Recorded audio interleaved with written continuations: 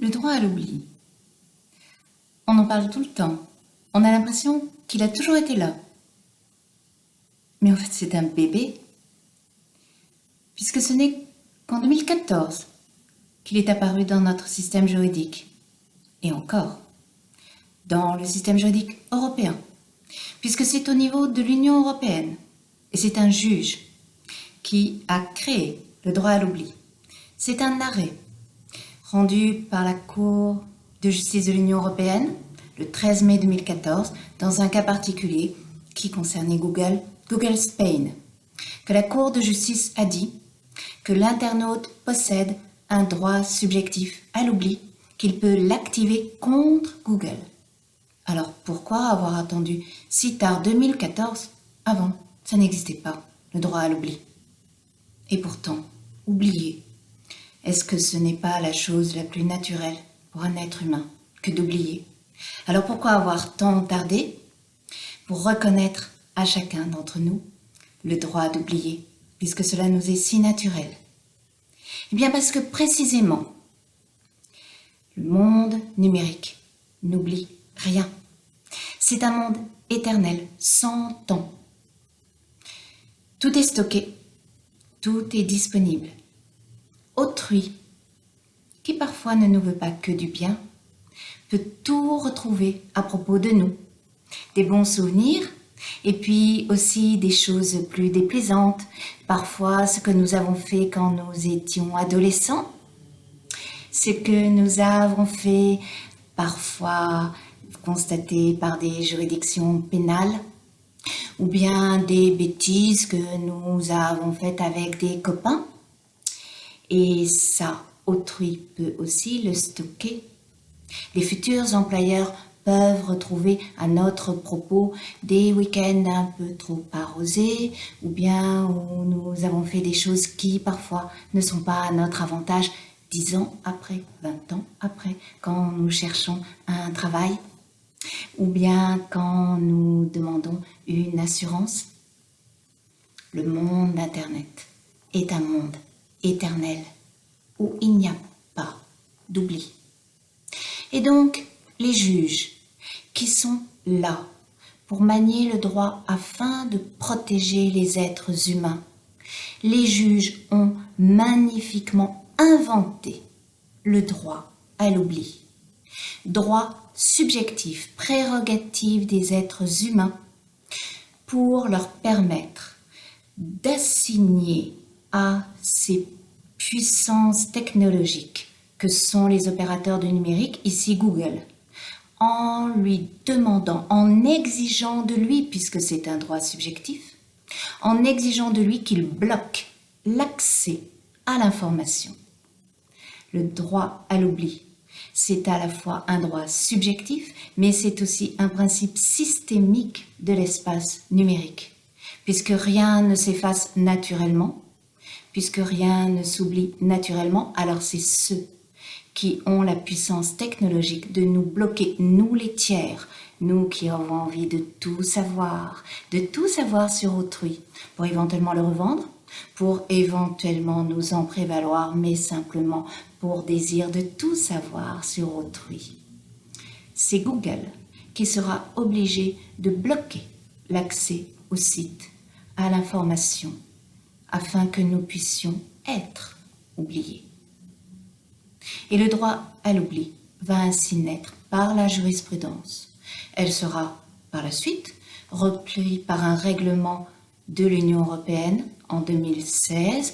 C'est le règlement du 27 avril 2016. Je ne crois pas qu'il y ait de règlement technocratique plus célèbre que celui qu'on appelle désormais le RGPD. Le RGPD, entre autres, organise non seulement la circulation des données, mais encore la protection des personnes concernées par les données, et notamment le droit à l'oubli, c'est-à-dire le droit à être oublié. Ce règlement a été transposé dans les législations des États membres. Le dernier délai en était le 25 mai 2018.